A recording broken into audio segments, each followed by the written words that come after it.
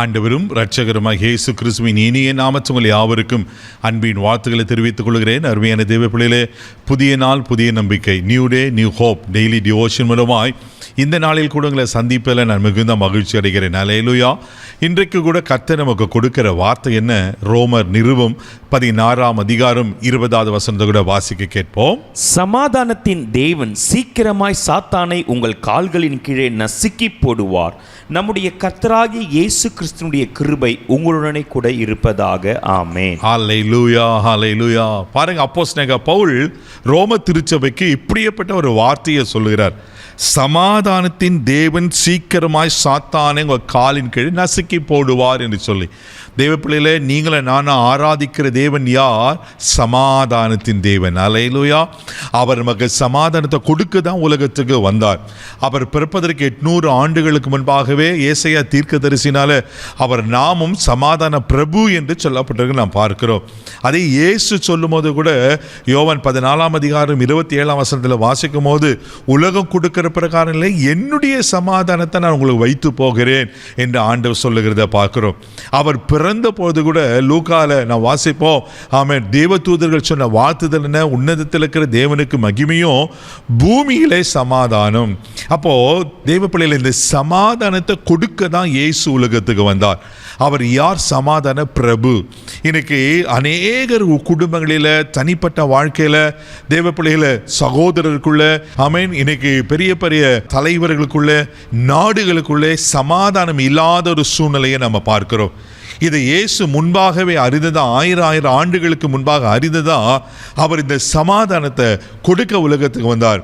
ஆண்டவர் சொல்லும்போது சொல்லுவார், உலகம் கொடுக்கிற பிரகாரம் அல்ல. அப்போ உலகமோ சமாதானம் கொடுக்கும், அது நிரந்தரமான சமாதானம் அல்ல, அது அழிந்து போகிற சமாதானம், ஒரு மாய்மாலமான சமாதானம். ஆனால் இயேசு கொடுக்கிற சமாதானம் மெய்யான சமாதானம். 1 கொரிந்தியர் புஸ்தகம் 14:33 கூட வாசிக்கும் போது அப்போஸ்தலனாகிய பவுல் கொரிந்து சபைக்கு இப்படியாய் சொல்லுகிறார். வாசிக்க கேட்போம். தேவன் கலகத்திற்கு தேவனாய் இராமல் சமாதானத்திற்கு தேவனாய் இருக்கிறார். பாருங்க, ரொம்ப அழகா சொல்லப்பட்டிருக்கு. தேவன் கலக்கத்திற்கு தேவனாயிராமல் சமாதானத்துக்கு தேவனாயிருக்கிறார். இன்னைக்கு நிறைய ஆமென் இப்படிப்பட்ட கலக்கங்களை உண்டு பண்ணுகிற ஆட்கள் தான் இருக்கிறாங்க. கலக்கங்களை உண்டு பண்ணுகிற ஆமென் நபர்கள் தான் இன்னைக்கு பல குடும்பங்களை கலக்கி கொண்டிருக்கிறத பார்க்கிறோம். தேவ பிள்ளைகளை, இன்னைக்கு நிறைய பேருக்குள்ள பல விதமான கலக்கங்கள் காணப்படுகிறத பார்க்கிறோம். இங்கே வசனம் ரொம்ப அழகாக சொல்ல, பிசாசினுடைய வேலை என்ன தெரியுமா? கலக்கத்தை உண்டு பண்ணி, பொல்லாப்பு உண்டு பண்ணி, அசிங்கத்தை உண்டு பண்ணி, குடும்பங்களுக்குள்ள சமாதானத்துக்கு எடுத்து, குடும்பங்களை பிரித்து, இன்னைக்கு இப்படி தனிப்பட்ட வாழ்க்கையில் தற்கொலைக்கு நடத்துகிறது, பல விதமான காரியங்களை செய்கிறான். அதனால எங்கள் ஆண்டவர் அழகாக சொல்றாரு, தேவன் கலக்கத்திற்கு தேவனாக இல்லாமல் சமாதானத்துக்கு தேவனாக இருக்கிறார். ஆமே. இன்னைக்கு கொஞ்ச நேரம் சமாதானம் இருப்பாங்க, திரும்ப பார்த்தீங்கன்னா சமாதான குலைச்சல் உண்டாகிறோம். இன்னைக்கு நிறைய குடும்பங்களை, தனிப்பட்ட வாழ்க்கையில் தேவ பிள்ளைகளை ஆண்டவர் சொல்றாரு, எப்பொழுதும் எல்லா சூழ்நிலையிலும் உங்கள் சமாதானத்தை காத்துக்கொள்ளுங்க. ஆமே.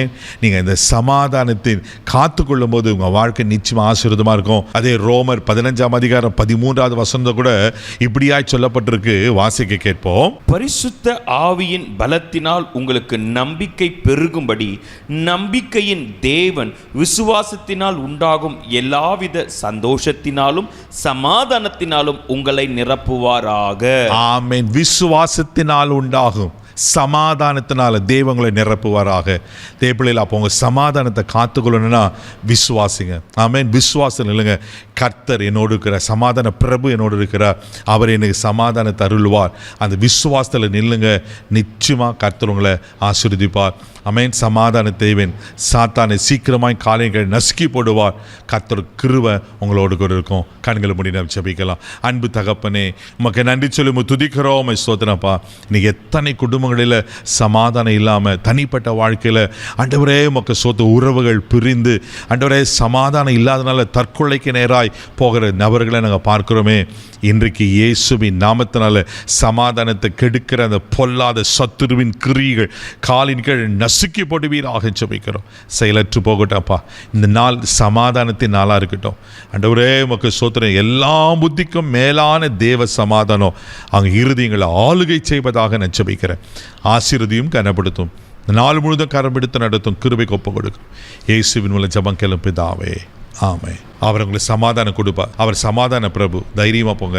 God bless you.